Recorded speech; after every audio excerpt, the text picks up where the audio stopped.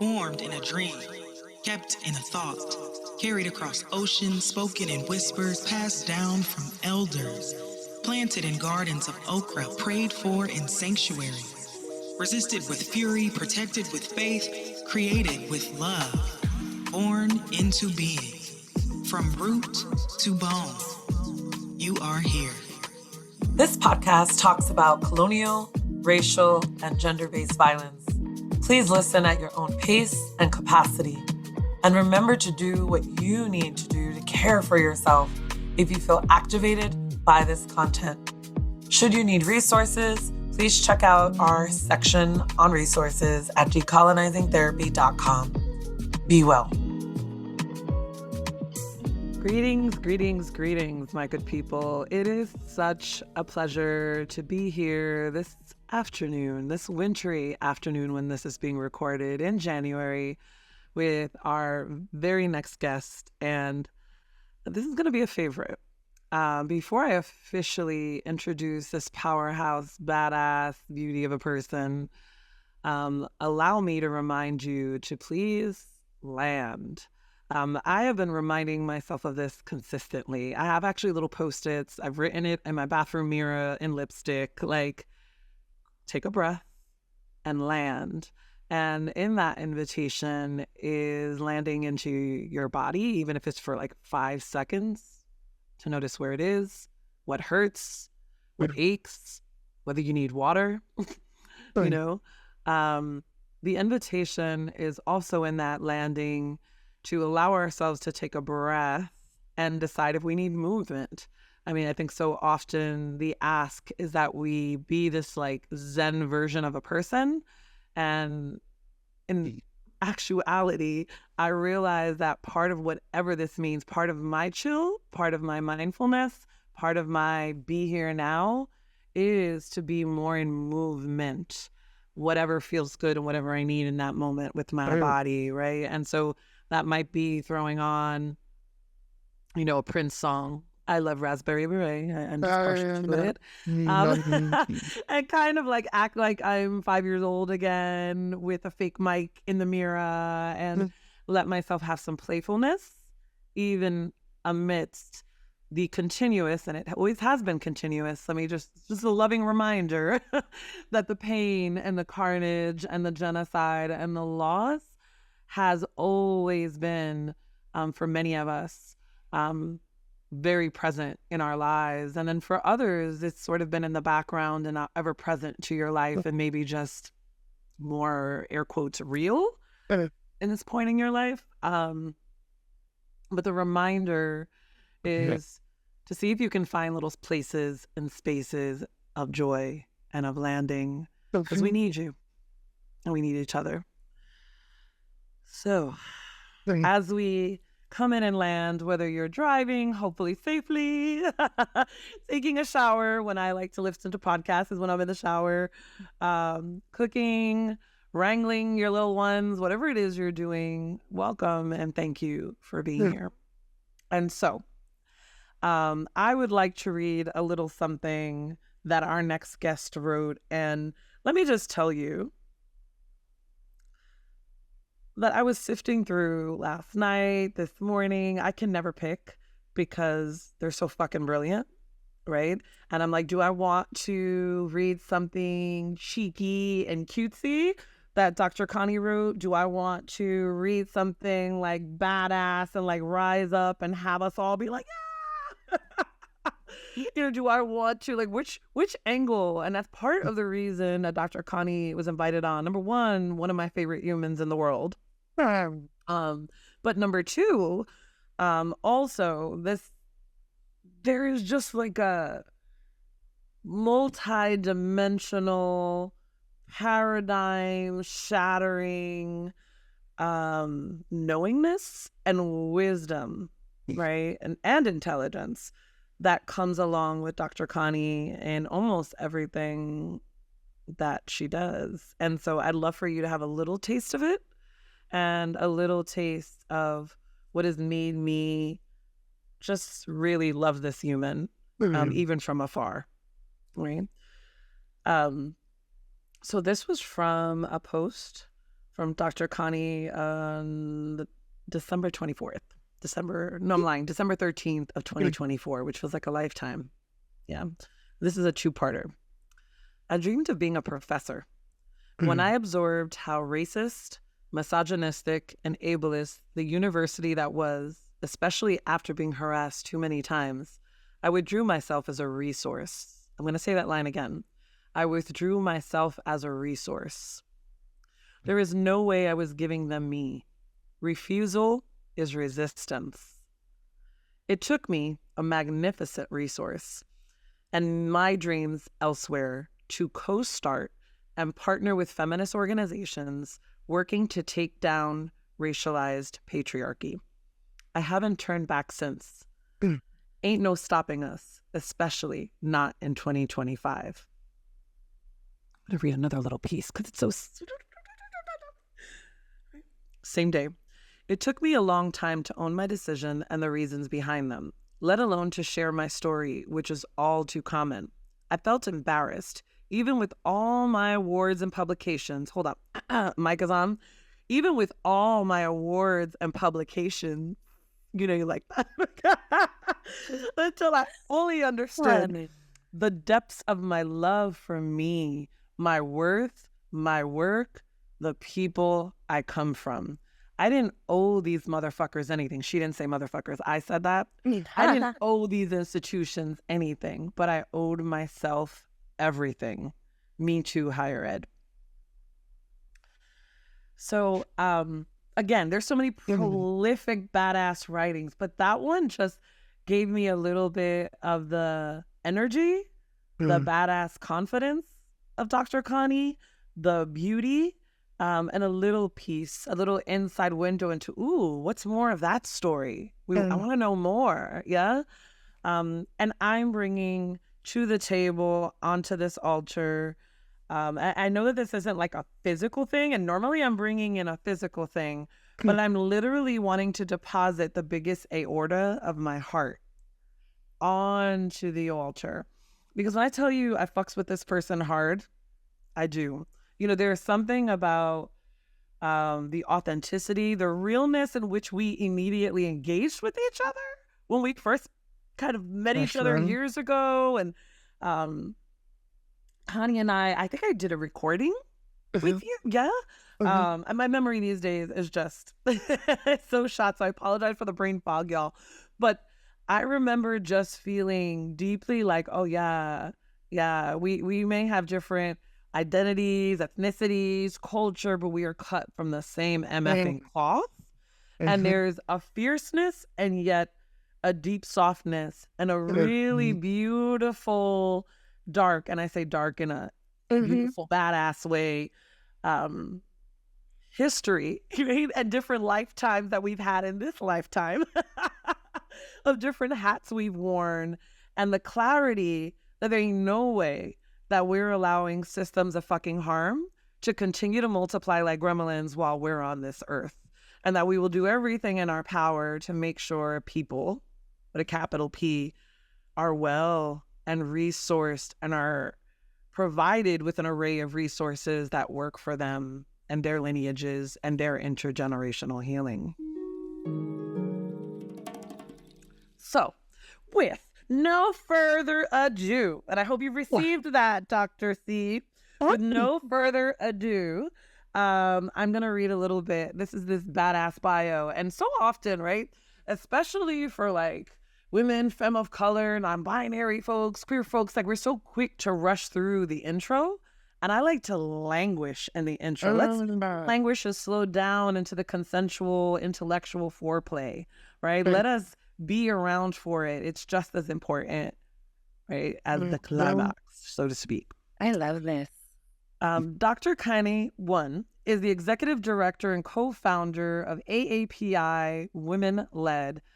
Connie has published in academic journals, books, and mainstream press, including the anthology Antiblackness, as well as educational policy, race, ethnicity, and education, critical sociology, and Elle magazine. I told you, so multidimensional.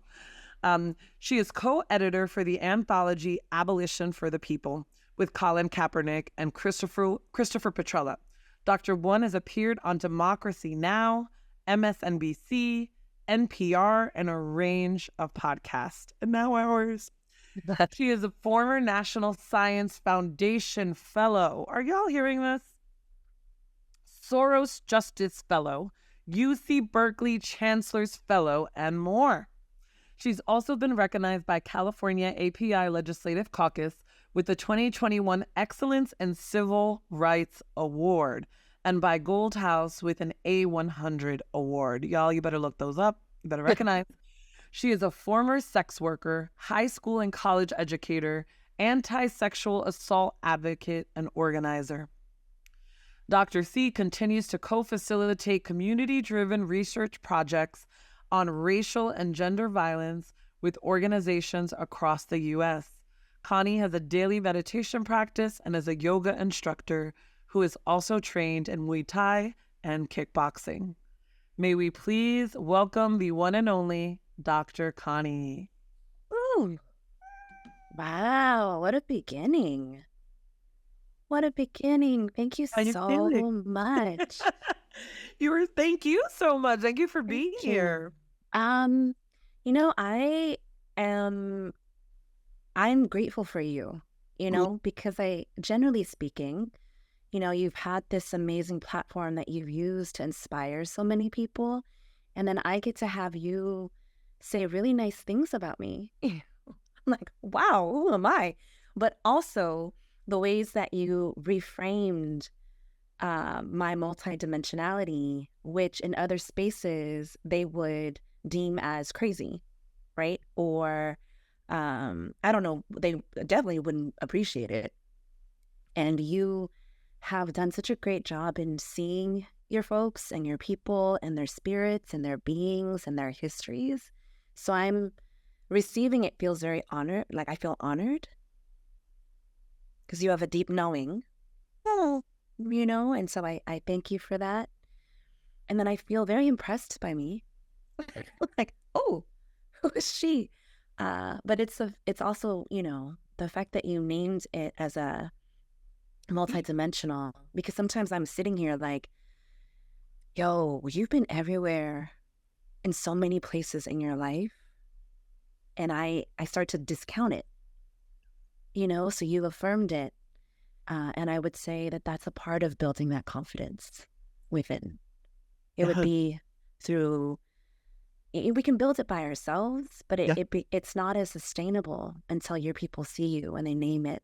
Yeah. So I want to say thank you, because it has to come from your own wisdom. So I thank you for sharing your wisdom. Thank you. Thank you, Dr. Connie. Thank you for being. I appreciate you.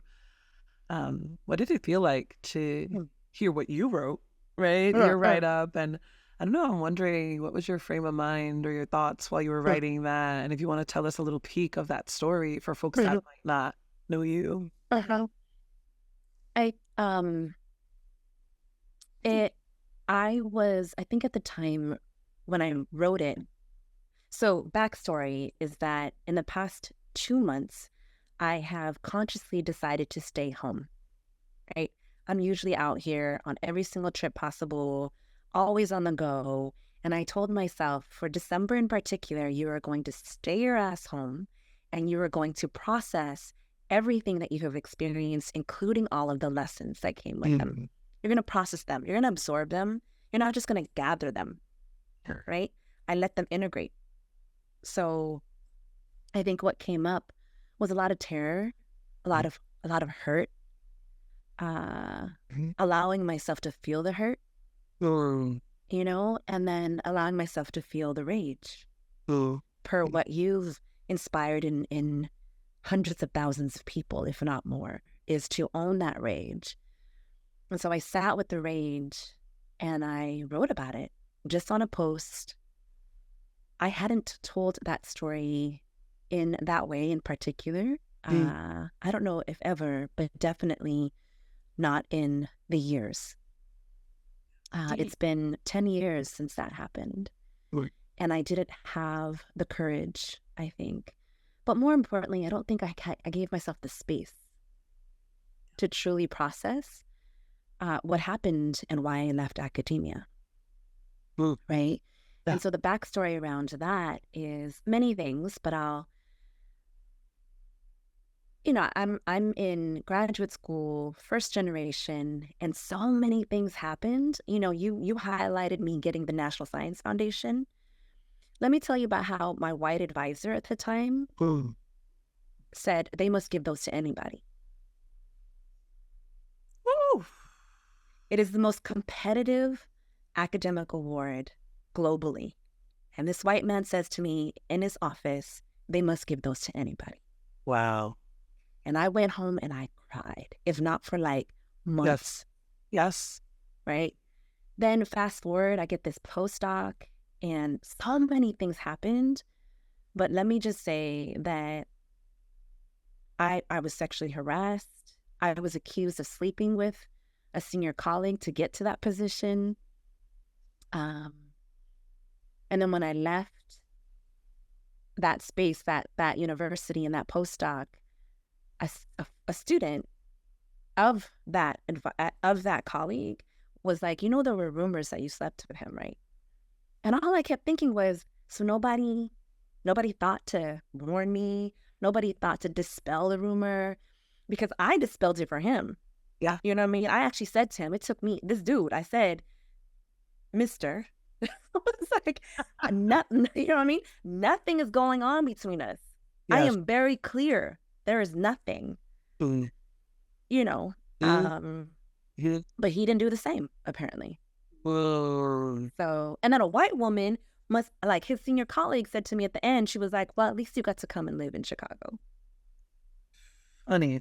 Dr. Jenn, do you understand what it takes? You know what it takes for us to hold back how we would like to manifest. Yes. And physically demonstrate what we would like to do to you. Absolutely. Once you say these things to us. Absolutely. You know what I mean? I'm like, the nerve. Yeah. Yeah. So the reason I wrote it was because I was processing everything and I let the rage come out, and then I was tired of holding the rage. Yes. And then the shame. I was tired of holding the shame. Yes. Yeah. So, and as you're saying this, I'm thinking, number one, thank you for sharing.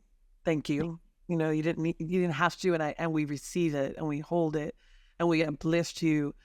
And we thank you. And I thank your body and your guides and your ancestors for being able to say, hey, you got to slow down and stay indoors and process all this. Let yourself process this, right? Because sometimes it is easy. I don't know about you, but for myself, I can do a little bit of distraction as a disguise so that I don't have to feel the totality of my rage. So I start devoting myself to different causes and things that are important to me. Don't get me wrong, really important to me, but it allows me to not have to sit with the devastation and the mess inside at times unconsciously. But I'm thinking, as you're saying this and as your writing so beautifully stated, how does some of that, because you're an artist as well, in my opinion, you're deeply an artist and a deep creative. And I think that anyone that can do professor and your nails are always on point. Let me just say, I can Millie rock to your nails. And, your rich history, whether you're working and co-creating and bringing about change for the AAPI community, right? Or you were creating the real, or you're involved in sex work, your dynamicness in every area, there's you, Dr. Connie, that shows up, right? That shows up. And the thread of all this is that there is racist patriarchal violence, right?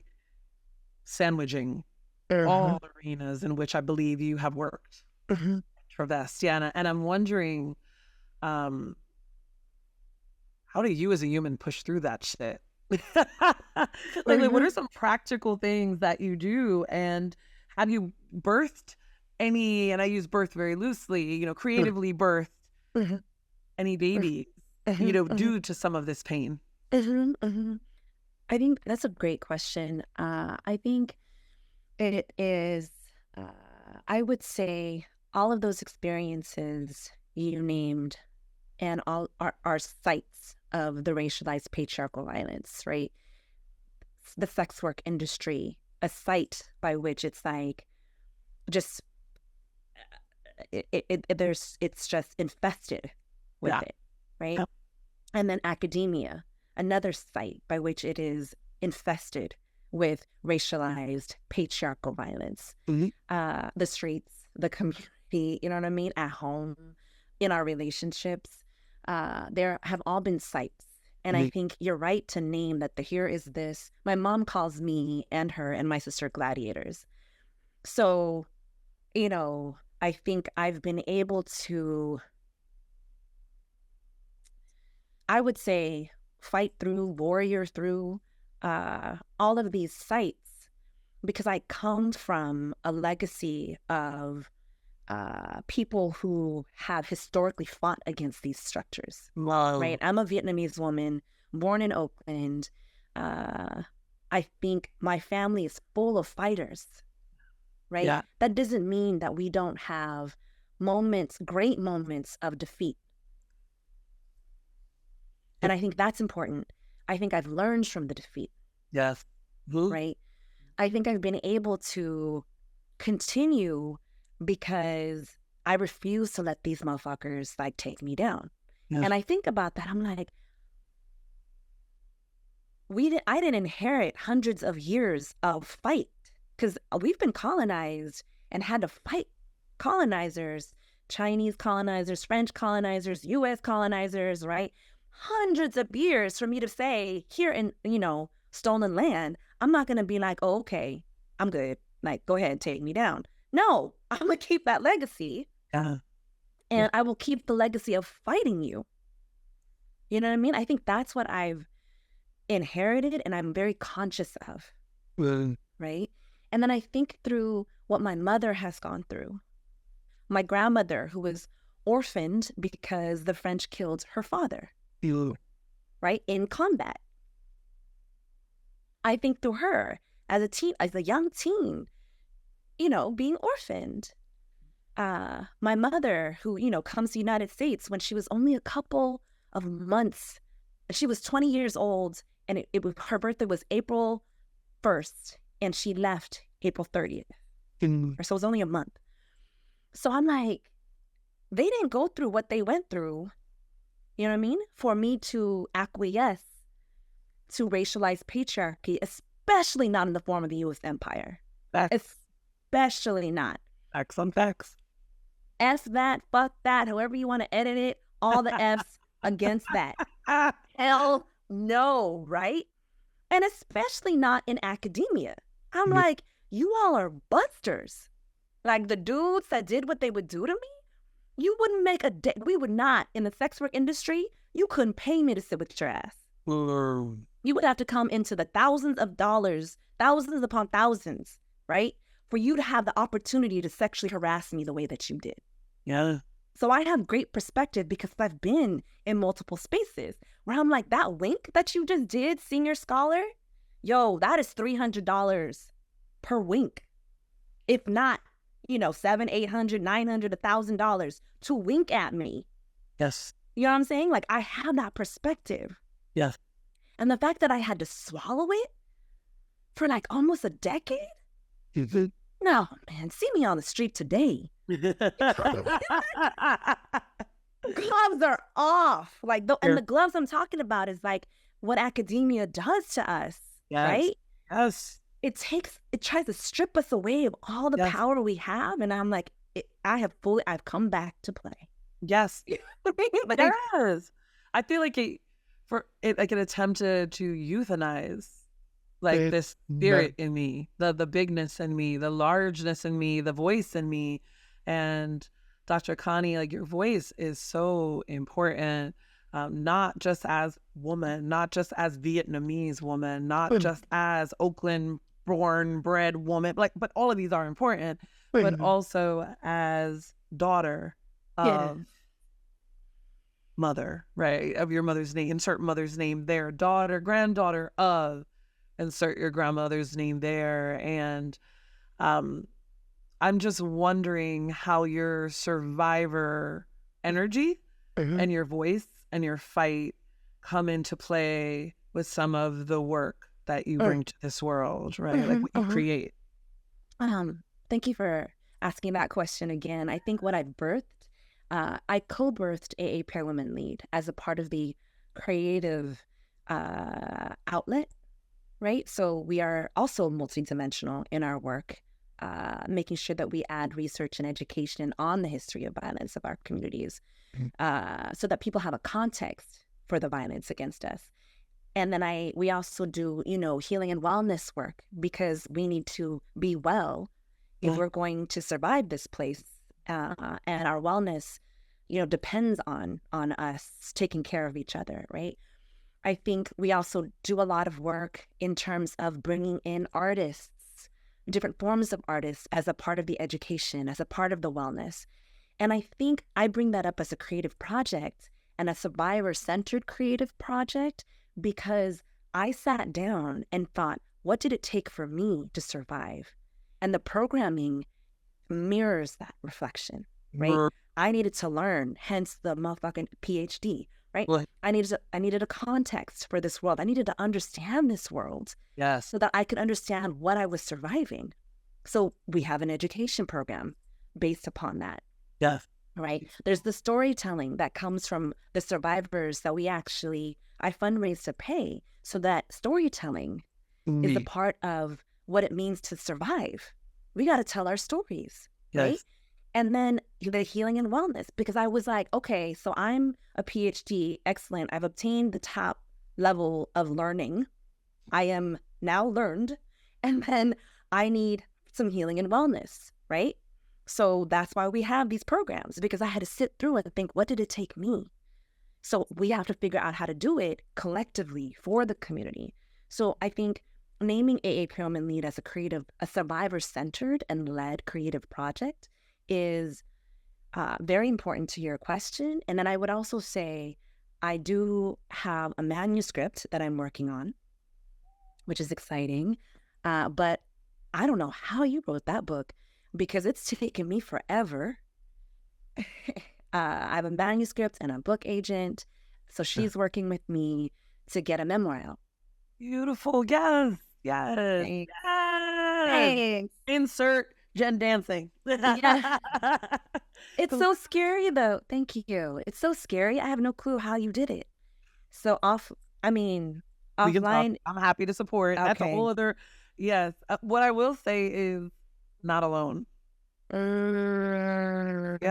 When I broke that shell that I inherited around, you don't tell people what you're doing in advance until it's done, because they're gonna put some juju on it. You don't, and not that that's never real, but when I got past some of the I should know how to do it alone, and I had an elder, they didn't use this kind of language, but they were like, you're over here talking about and uplifting mutual aid and collective liberation, and you're not even tapping in on your own community. And I was like, and she reminded me, this beautiful elder, that oftentimes the communities, the air quotes clients, the people that we support, right, often want to feel this sense of agency, that they're also involved in our wellness and our healing and in our storylines. And it reminded me when I was, practicing as a clinical psychologist, oftentimes when my people that I'm doing a therapy session with are like, Dr. Jenn, do you need something? Or, oh, I kind of know a connect, or why don't you just check this out? Or, it could be from our basic chat in the beginning or the end, or something that I'm saying, or they're like, hey, did you eat today? You look malnourished. I'm like, why do I look malnourished and tired? Trust me, I'm hearty. And then be like, yeah, I could just see your mind is somewhere else. I'd be like, dang. And we would talk about that. But then them being able to hold space even for a couple minutes for my humanity allowed them to feel even more connected, trust me even more, see who was underneath. So I say all that to say, who can you let in? Like, who may want to be your support? And that can come down to, I'm going to write for 2 hours, because as a neurodivergent person that also receives constantly from other places and spaces, it's hard for me to focus. So my favorite thing would be like, okay, well, I'm going to write for 2 hours, or I'm going to conceptualize, or I'm going to outline for 2 hours. And then I know that I'm going to the movies with said friend. Oh, I love that. And for me and my neurospicy brain, that was really juicy. So I know I have something to look forward to. And so I'm going to get a little in. And for other people, they would double with me virtually. Like I'm working on something and they're working on something else. So we can keep talking. But yeah. And asking people who are really great at outlines, can you help me outline this? Because I'm not the outline person. I'm the idea person. Yeah.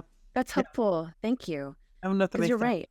No, it makes absolute sense. Every part of it makes absolute sense to me. And even the juju part. Like, you're not supposed to tell anybody what you're doing. And it is true. People will do all the weird things. But you have to have the confidence that you can defend it. You know what I mean? Like, Absolutely. that's the part that I think I'm still learning, is like, oh, I'm resourced. And so throw it as you might, Yes. it will not work. It will not work, right? Yeah. These weapons will not. Yeah. Yeah. You know, and Dr. Connie, as I'm thinking about what you have done with AAPI, I'm also very conscious of how you have been one of the biggest voices, in my humble opinion, and definitely my body has felt, you know, in the 2020, 2021, 22, 23, 24, being very clear to address and also put a stop to any attempts to sort of do some divide and conquering amongst our communities, you know, and I feel like you're very conscious of and really speak to the violence of anti-Blackness that has often been taught or generationally passed down. And let me just say, for folks that are not aware, you know, anti-Blackness is alive and well in the Black community. Anti-Blackness is alive and well in every community. So yeah, when I think of all the times that, you know, I have often felt that I want to bridge communities, or how to do that, you're a person that I feel like does it so seamlessly and consciously. Yeah, and I don't know if you want to speak to that and how that has showed up in your life. Thanks for that question. I think there's so many layers to that. One is I am aware, you know, through both anecdote, experience, as well as through rigorous learning, right, studying, that the world is built on anti-Blackness. Yeah. Right?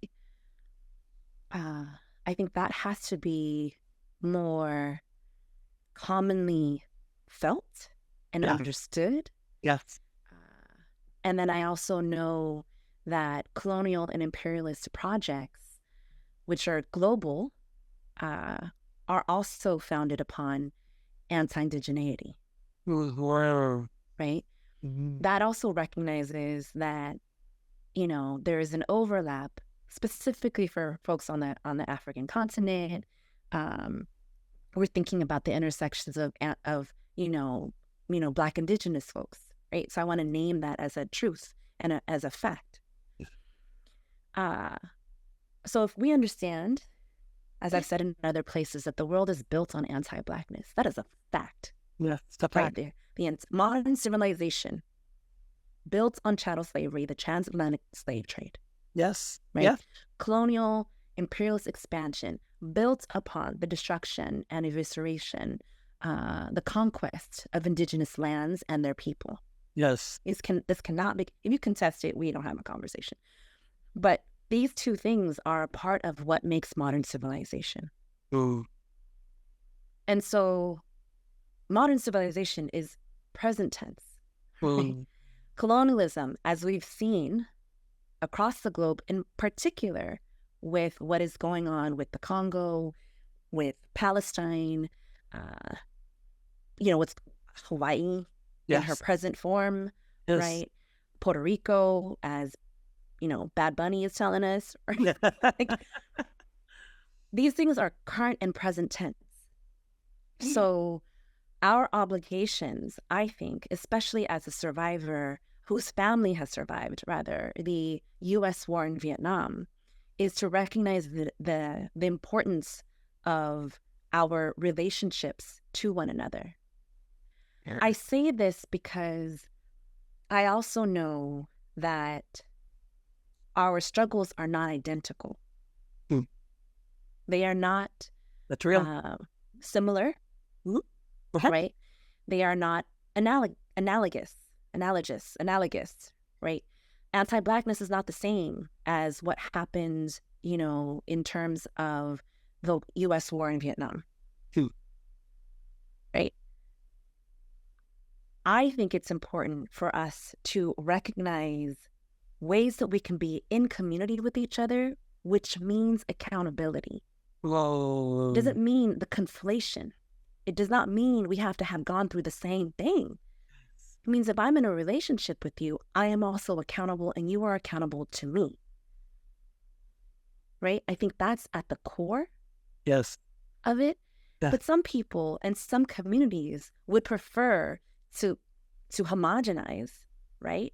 To conflate, to erase the centrality of anti-Blackness in favor of themselves. Facts. You know what I mean? Yeah. And I won't go into the reasons why they would do that.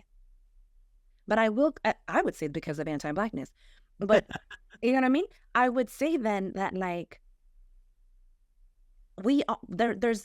that's both irresponsible and racist and violent, right? Then you also want to think about, I think it's important, when I was growing up, and I would have to say in some of the experiences that I've had, people don't get what it means to be a Vietnamese person in the United States. You haven't done your due diligence, but I also know that the United States has purposely erased our experience from any type of educational trainings and opportunities. Yes. Right? People just think we landed here on stolen land. They don't. You know what I mean? And so I think people have to do their own, and we have to work together to teach one another, to learn, and then to be in community, in true community, because white supremacists, multicultural white supremacy, multicultural anti-Blackness will wipe you away in a second. Yeah. And if you choose to be a multicultural white supremacist, or if you choose to be a multicultural anti-Black perpetrator, then you're actually on the enemy line to me. Yeah. You know what I mean? And that's okay. We also get to demarcate who our enemies are. Yeah. Yeah. I'm not ignorant, right? I'm not ignorant to the fact that we have enemies. Mm-hmm. So we get to decide which side of the enemy line we're on. Uh-huh. Right? Yes. As you're talking, I'm just deeply feeling my left side. I'm gonna what is that called? Like kind of talk out like the thematic of what's happening for me as you're talking, because like it's so beautiful and it's important. I would invite anyone that's listening to also notice what your body is doing right now. Does it need to jot down a story that your family or that you've held in, that your family has told you and told you not to talk about? Do you need to leave a voice note message and scream into it? Do you need to look up the Vietnamese, and we're generalizing, but like a little bit of the history of the relationship, and I use that word very particularly and loosely, and also with the violence and the colonial action involved in it between the U.S. and Vietnam and the Vietnamese people, right? There's so little that we know. Sometimes we just focus on the war, but there's so much more about the Vietnamese experience and culture that is beyond what we've been taught in these day school textbooks, right? And I invite you to just notice your heart, your literal physical heart. Was, as Dr. Connie was talking, was it beating fast? Where you feel, was your mouth dry? Was your leg shaky? Were you sitting there like, fuck yeah? And I ask this because so often we intellectualize, and I know me for self. I have been taught to intellectualize everything. I feel like that's what my doctorate has been about. They're like, yeah, sure, you're a psychologist, but really, right? We want you to analyze, pontificate, assess, everything and put it in its place. And you get to decide if it's pathological or if it's, air quotes, normal, right? And middle finger to normality. Because that is based on a Eurocentric Caucasian, I made that up, yes. Eurocentric Caucasian perspective. And I ask that because I just want us to think about the body or embody some of the learnings that we're receiving from Dr. Connie today, because this is wisdom. I think we take for granted when folks come from a multidimensional, multi-perspective, and I say multiracial, not that you were multiracial, but like growing up on land that is Oakland, right? And very clear about your Vietnamese self, right? And kind of bringing these together and these other cultures and places and spaces and communities you've been in, right? So like Dr. Connie is coming from multiple streams of consciousness and learning and her own unlearning.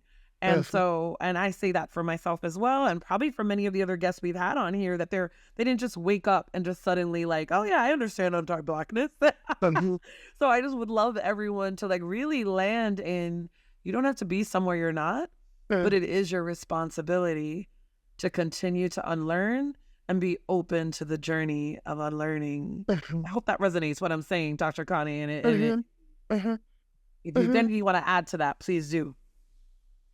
I think that's an important reminder. And I think a couple thoughts come up. I think you're absolutely correct, which is that I had to do a lot of unlearning and was in relationship with, and still am in relationship, but at a point where my political consciousness shifted was when I had Black radical scholar friends, comrades, dear ones call me out. Right? Like I was raised in a space where too many things were, we were overfamiliar, right? Overfamiliar with Black culture without accounting for its roots, its depths, its politics, right? And I'm 17, 18, 19. Wow. You know, people were like, hip hop is multicultural. And I'm like, that's great. But I remember at the time not recognizing the roots of hip hop, right? Yes. As pro-Black, as, you know, led by Black Latinx folks, right? And that was one of the points in my early, late teens where people sat me down and actually argued with me. And I sat there and was humbled. I was 18, 19 years old, completely humbled. To my credit, I was willing to learn. To their credit, they insisted that I stop it, which is to not recognize the history of Black culture and its, proliferation in shaping the world. You know what I mean? So I unlearned through, humbly learning, right? Yes. So I name that for you to say, if you are truly dedicated to this work of liberation, it better hurt. Woo! Yeah. It has to hurt. Because I watch some people just do these trainings around anti-Blackness, and I'm like, you have no Black people around you. How are you? I don't understand. And you have a worksheet. How do you have 15 points on how to end anti-Blackness? I don't understand. In 10 steps. Facts. Right? So I'm very aware that it hasn't been, to your point, an embodied undoing. It's not even unlearning, I would say. You have to undo who you thought you were, and how the privileges that come with that kind of structured, coerced, or sometimes consensual acquiescence, right? That's hella words. Basically, I'm saying you better unlearn and undo what you were taught and what you became entitled through. You get what I'm saying by that? So absolutely. I just remember hurting. Because I had to understand how much hurt I was causing. You know what I mean? And I see people nowadays just fast tracking. Is that what the word is? Fast tracking? Yes. It says, I'm like, you read 5 tweets, bro. Somehow you're an expert? Literally, you're an expert. You're an expert. What? There's no humility. in that. And I don't mean humility in the sense of like, false humility. I actually mean like be humbled by the process of being undone. Yes. Yes, Dr. Connie. So I think those are, and you will feel it. That terror of the harm you may have done, or the terror of what it will take, should be something that is in your body, and you want to. I would hope, at least in my experience, to your point, I was screaming and yelling, and I still do. You know what I mean? So I appreciate the embodiment practice. I appreciate you naming the unlearning, and the relationship, because it is a relationship of integrity and accountability. Thank you. Thank you for so beautifully laying that out for us and sharing a bit of your story, right? And I feel like that is, for me, one of the reasons I could like just spidey sense energy to pick up, people say like, oh, real knows real. And that becomes like co-opted, right? Like real knows real, or we're both. But I think in you, I've always felt this, like I can feel when like someone has lived the work that they bring to the world. And that's what I'm interested in all of my relationships. The people around me, whether we talk every day or once every 8 months or 6 months, there's still this feeling of I want to be surrounded by a deep authenticity. And I want to be surrounded by people that are not so full of themselves and egoic that we don't each, including myself, realize that we're going to continue to learn today and tomorrow. Like you got to learn today. Like, there's still someone learning to do. And that community has taught us.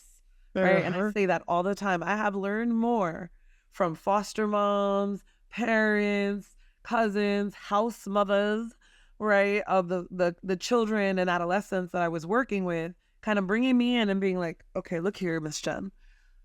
Okay, next time I want you to think about it this way, or or like, hey, if you want community to come out, then you need to come out to community before you just hand out flyers for us. I know you're trying to do a good thing, but people need to know your face. People need to the humbling, honey, right? Like the humblingness of like, thank you for that. And then realizing that that's labor. Yes. As these elders didn't have to do. But guess what? They realized on some level, conscious or not, that I or anyone else that they educated would be less harmful on them, their communities, and their families if they taught us a little bit. Right. And they taught us the way an auntie and a grandmother. And sometimes it was harsh. Sometimes I had to sit with it hard, and then they'd put down a plate of food and be like, you're good. You're going to be okay. Right. As I sit there wanting to cry into whatever I was eating, right? And I say that to say, I love that because these experiences humanize the community aspect. It's not just like, oh, community, the collective. What I hear you saying is these are people that have made an impact. Whoever spoke to you at 17, 18, 19, you're not going to forget that. Right? And you haven't. And that's embodied. And I believe what I hear you saying is that there's been a cellular shift in your consciousness. And I love that for you and for us and so yeah, folks, if you're listening, be with the humbling before we go to get defensive. Before that defensiveness, and for me, the defensiveness hits, and then I go, I have to sit with, so we can sit with the humbling, because I believe that is a part of our unlearning and undoing process as well. Dr. Connie, I have this question that's simmering here, and I'm wondering, how did Connie, prior to maybe the doctor, how did 12, 13-year-old Connie feel about her Vietnamese-ness? So there's an additional point I wanted to bring up after you kind of brought us home around learning and humility, right, and not defensiveness. I think because what's popping up for me is so many people that I know who proclaim to be community leaders or who proclaim to be so, they're self-important, right? I think I've had a hard time seeing so many of these folks. And that's been very painful for me to see, right? And I think that's been also proliferated by the social media culture. Yes, right? absolutely. I just said this somewhere where I said, you know, disaster capitalism includes the social media opportunists. You know what I mean? And these folks, I think, let me step back for a second to say, I think it requires both humility and it also requires collective study. Like you've got to study. So those folks who were teaching us, we studied alongside them. We were studying, we were learning. Right? It doesn't just take humility. It actually takes effort. Like you said, labor. Learn. I need you to learn some things, right? But humility is also about humbling yourself to learn. And I think too many people think they know already. Yes. You know what I'm saying? And I've been confronted with like folks who are, you know, who've actually said to me like, you think you know more than me. And I'm thinking, I actually think I do. Whoa. And back in the day, I used to say, maybe I don't. Maybe you know the same. And now, after I sat at home, I have learned to just say, I do. Yes. Because I did the work. Yes. I'd love to know if you're doing the work. Otherwise, don't say shit to me. I can know more than you. You can know other things more than me. You know what I mean? And the elders who spoke to us or the community that we're in, they know more than us. I'm okay with learning from them. Yes. So it takes a humility to know that you have to be undone, but the humility to learn, to collectively, individually study. Thank you. Right? Yes. You're right. You know what I mean? That? Too many people think they know all the things. And I'm like, for real? Because I didn't know. You know, so anyways, that talk does not mean that you know. Let's say watching 8 hours of TikTok on a topic does not suddenly mean you know. However, I have learned how to fix one of my coffee makers. Dr. Jenn, the way by which everybody is an expert. Well, I barely even dare to say I'm an expert in anything. Here. But y'all are experts. No. It's so crazy to me. And that isn't, you know, that isn't saying that you don't get to learn, you know, you don't have to have institutional learning experience. But how are you so, like, how did you fast forward the fast track? Facts. Yeah. It's so fascinating to me. Absolutely. So, yeah. The school of TikTok does not count to me. Not enough. At least it's only been around for like a decade. Yeah. You know, so I just wanted to bring that up. And I love it. Thank you. Received, heard, and yes, there is action in learning is what I also hear you say. Action and learning, right? The humility, the action-based, like take the time to, and be with community and be with people that are, you know, might be knowing a little bit more about a subject or might be able to humble you on a subject or might lead you to the right place to get more information. Because I'm willing to learn from you, no matter what age you are. But if you tell me you know everything, then clearly you know nothing. Yeah, absolutely. You know what I mean? I'm wondering if you can tell us how you came to be this Dr. Connie that you are today. What has been some of the sort of stops along your path with people that are like, well, how do I be as badass as you, but how do I also learn to be a bridge? Because I feel like you are a bridge, that you are great at connecting the voice, story, action, education, re-education, so much of what we do, and also this community building piece. So how did you get here? Thank you. So I think because I was an early first responder, right? There was gender violence at home, a lot of patriarchal violence at home, that in my culture, or at least in the culture I was brought up in my family, there was minimal support for survivors, right? Growing up, my mother was not allowed to leave her abuser, who is my father. right? So I witnessed this and would try to step in. Yeah. My aunt, multiple aunts, multiple women in my family are all survivors. I'd say 100% of the elder women in my family are survivors. I grew up with that.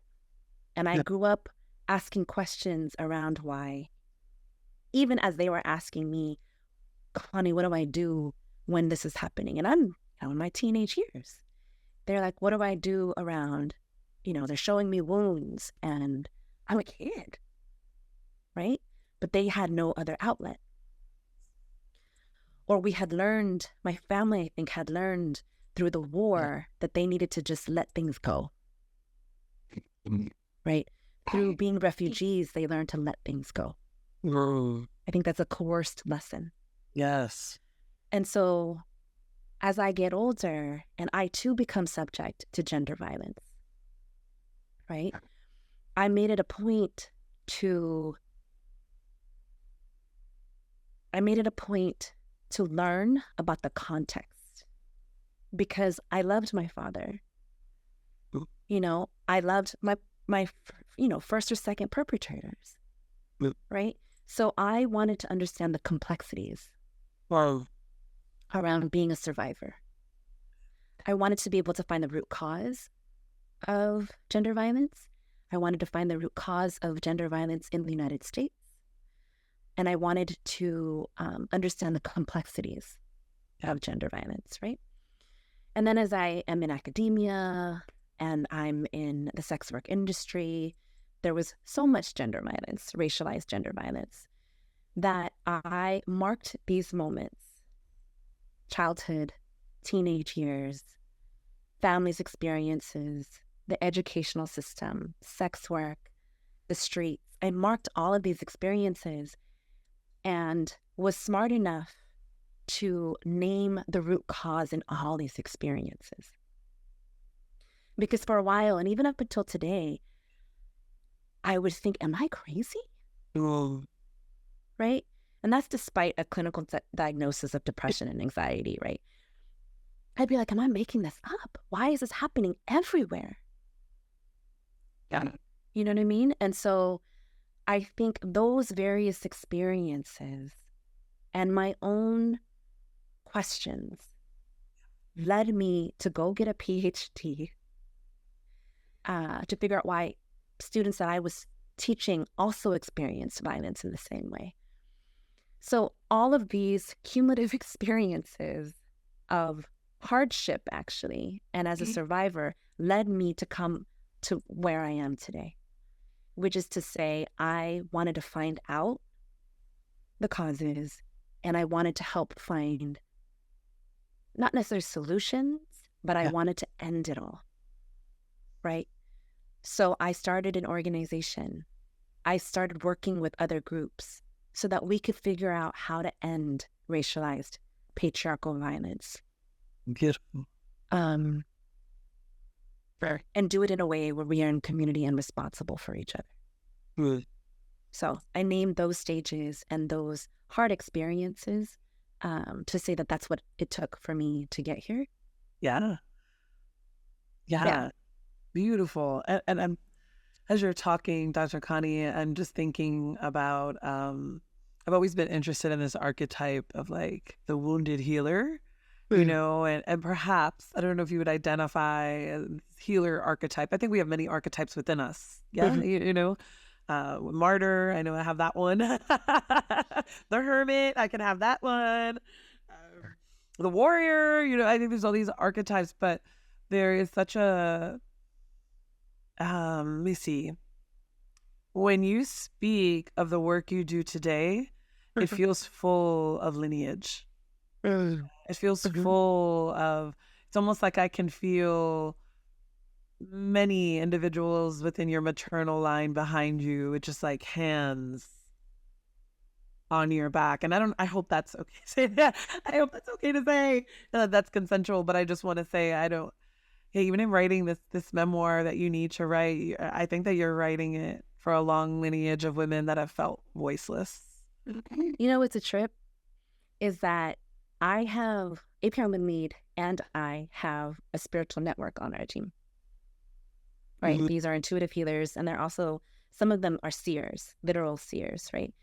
And they have often said that when they're in spaces with me, they can see tons of women around me. Whoa. Literally see them Whoa. as like they're all women ancestors, and their hands are behind me, just like you said. Well, that's reassuring that my ancestral team is on it. You know what I mean? Yeah. So, but I mean, it also confirms what I was saying about you as a seer, right? Please. Because these folks are actually not actually, but they know themselves, that they can walk into a room and say there's spirits here, right? And so they consistently say that there are women that are all around me. So I think you're right, and I'm honored, which is also why at this older age, wiser age, I'm like, you can't stop me, because this is for way more than me. Yes. I turned 46 in July, and there is a part of me. There's a part of me that is like really reclaiming this like crone ass energy, this like ancestral energy, and with this realization as I near closer and closer to 50, you know, like my mom will be like, "You're not gonna be 50. Don't worry. You still," and I'm like, no, I'm not worried. I feel like I'm coming into some of the juiciest, most unapologetic-ish energy of my life. And so thank you for saying that as well. And I receive it, because what I'm not going to do this year, like what my December has brought me, my November, December, I got to travel a bit in October, November, because I was very sick in September. And what this sort of, felt like a rite of passage. Felt like a bit of an initiation. You know, any kind of initiation has this sort of, a little bit of an element of like surrender. Where is this going? Oh, shit. Like, let me grasp onto this older identity. And I've been feeling like I'm molting and just like taking layers off. And it's still a little awkward, still a little like stinky and achy. But I'm clear that I'm no longer going to sit on or hide my knowing with a capital K. Or seeing with a capital S. And so when I see the shine or the energy in someone, and I can feel all their ancestral vibrations, I'm just gonna call it as it is. And you, my badass sister, I believe, and I say this with so much love and reverence, that there are a lot of women that speak through you. You know? And so your work is at its core deeply led, divinely led by something bigger than you and needing to come through you. And I think that's what some of the folks don't realize. Like, you know, like, and no shade to like, I learn a lot from like students and younger generations, but there is also this experience that some of us carry. Yeah. That I think that it can be quite ageist to not also acknowledge some of the experience, wisdom, and level of hardship that we have walked in. Yeah. Hope that's okay to say. No, I welcome it. And I think, you know, what I deeply appreciate about you, you know, I've named your wisdom, your insights, and also your talents and your gifts, the ways that you have, you know, contributed and guided so many, you know, through your platforms, through this podcast, through being in our lives personally. I think you are a guide, right? And so I'm humbled that you, again, I say this again, which is that you see me, because I know that I've actually been in many ways hiding, right? And I think in part I was hiding, as you mentioned, because there was so much hurt, right? You know, I'm a survivor.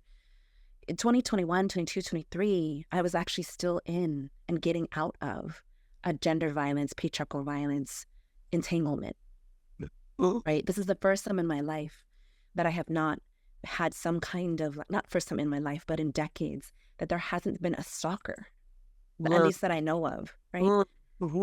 Which is maddening, right?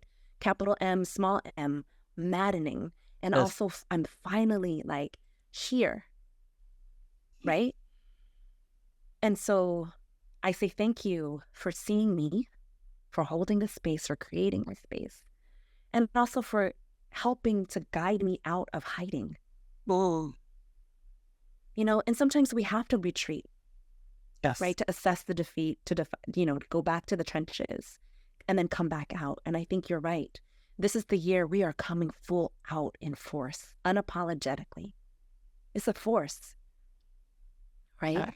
And I also want to honor that I am grateful, and you're right. I think that there are, again, so many women around me, and I am so humbled for you to say that I speak for so many women.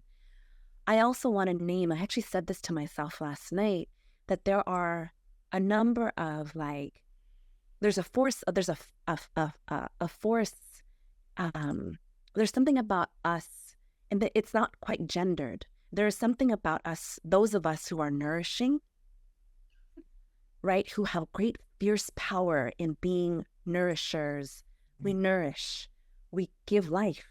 Yes. Right. And I recognize that it was not always in the female body. Yes. Right. Yes. Yes. So I want to honor those, that force, not the bodies, but the force. Yes. Yes. You know, and I thank them for coming through us and with us. Right. So I'll name that and thank you again, because when you used to name or started to name rage, it gave me permission, because I was intimidated by my own rage. Right? And I remember talking to a Caribbean spiritual person, auntie, friend, who said to me, like, do you not know how powerful you are? And I sat and I just cried. Right? And then I remember saying to her, like, I was too afraid to hurt people. Real. So real. And then you know what I mean? And then one of my Filipina spiritual, friends and advisors, she named for me 2 years ago, or maybe a year ago, she said, maybe some people need to be harmed.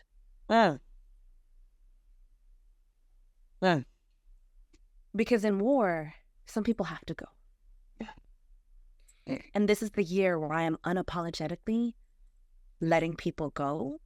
And also coming for them in a way that I hope keeps most of us safe. You know what I mean? Thank you. I am no longer afraid of causing harm if it comes from a place of defense. Yes. And the Panthers taught us, right? Yes. Assata Shakur taught us. I hate war. I hate war. Yes. I'd rather be gardening. I'd rather be Sure. I'm saying, I want to make a sourdough bread and you know what I mean? Keep her. Be happy. You keep coming from me. You keep electing these walls. You keep coming for my jugular. Now I'm hunkering down. You know what I'm saying? It's a wrap. It's a wrap. Dr. Jenn's on board. Dr. Jenn's out here creating a podcast. It's a wrap. It's a wrap, everybody. If you didn't get the memo, it is a wrap. That's it. It's a wrap. Wrap. With Done. That, I think this is a great place to end seriously, because Dr. Connie is saying it is a wrap. It is a fucking wrap.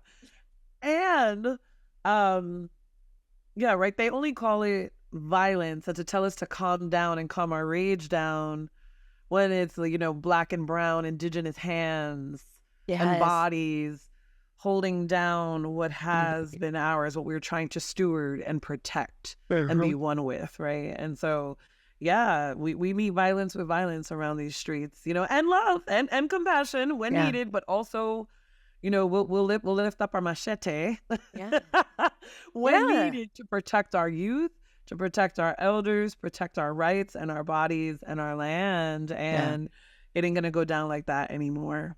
It ain't going down like that. You can't keep coming for us and then us just being like, oh, it's cool. What? Yeah. No. We are all of us, the folks that we've been talking about in community with each other, we come from generations of fighters. Yes. However we did it, we got here. Yes. We're not giving that up. No. We're not giving that up. And I also think that some of us have to really step back into that lineage, right? And be humbled by that lineage, learn from that lineage. Yes. Not in a way that's self-righteous, but is ready to defend each other. Yes. You know what I mean? And go on the offense about it. Like, no, it's not happening anymore. I think empire has to stop fucking around. Yeah. So I take that very seriously, that responsibility very seriously. I take the rage that you've allowed for us. You permitted so many of us to own that ancestral rage, because she comes from a deep sense of love for ourselves and our people. Yes. And the land, it comes from our love. You know, and I love that for us. And I hope that we continue from that embodied space. So thank you. Thank you. Thank you so much, Dr. Connie. I love you. I love you. Thank you for being I love you. Yeah. And I'm also would like to let folks know that in the show notes, we'll also provide resources. We'll also provide links to the Reel, right? Dr. Connie is a co-creator of an amazing research lab, research education for advocacy and liberation. Did I get that right? Okay. As well as AAPI, as well as perhaps other centers. And so Dr. Connie perhaps will send us some of her resources that she would most recommend for any kind of violence, gender-based violence. And we will put some in the show notes as well. AAPI Women Lead is creating the Reel Lab. Okay. And we are working with other organizations across the country, U.S. and its territories, to do the research and education advocacy for liberation. So can people contribute to that? So you contact us through AAPI Women Lead, and you let us know that you want to be a part of the Reel Lab, whether that means you want to be a part of our story collection work, whether that means you have primary, secondary resources that you want us to share out on our platform. I'm also bringing on folks to become education curriculum specialists. So we're going to be creating curriculum around and teaching about the stories that we're going to create together, right? So they can contact us through AAPI Women Lead. You have us on Instagram, Facebook, LinkedIn. All the socials. All the socials. And then if they want to talk with me, then I'm at Seewun on Instagram, SEEWN. And then Connie Wun PhD on other socials. Beautiful. Thank you for that. Yeah. Can we just also add, sign up for our newsletter, because there's things that we share on our newsletter that we don't put on the socials. Yeah. How can people sign up for your newsletter? It's www.aapiwl.org. So that's our website. Beautiful. And we'll also put all of this information in the show notes for people so that they can easily access you or any of the folks at AAPI. Yes, please. Yes. Thank you. Thank you. And before we end, Dr. Connie, I forgot to ask, what would you like to, I think this is a perfect wrap up and closure. What might you like to place on the altar to wrap us up? I brought you a picture of my grandmother. So on the altar is my grandmother. She passed away when she was pretty young. I was still a senior in high school. She is a force. She is beautiful. And I bring her to the altar so that we can honor such prolific, beautiful, caring matriarchs. Yeah? Beautiful. So I'm showing you the picture of my grandma.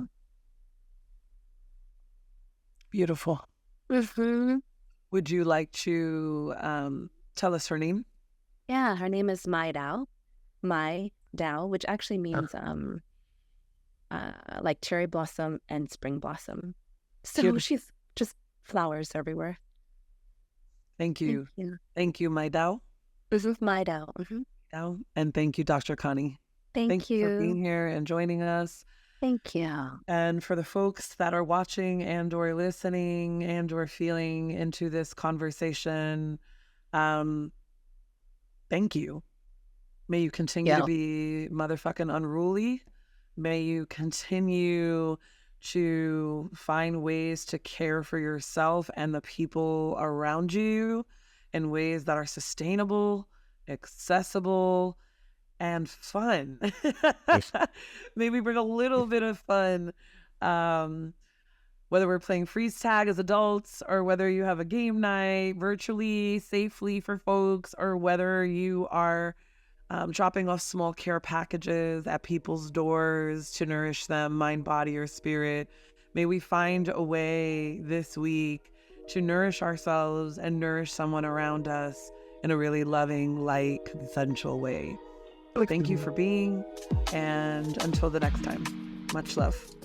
Peace. From Root to Bone is a podcast from Decolonizing Therapy. It is hosted by me, Dr. Jenn Mullen. Our producer is Tribble at Ash Tribble Incorporated. Original music by Laura Burke and cover art by Madre Shell. Don't forget to find us on Instagram at Decolonizing Therapy and subscribe to our YouTube channel, Decolonizing Therapy, for the full video version of each episode.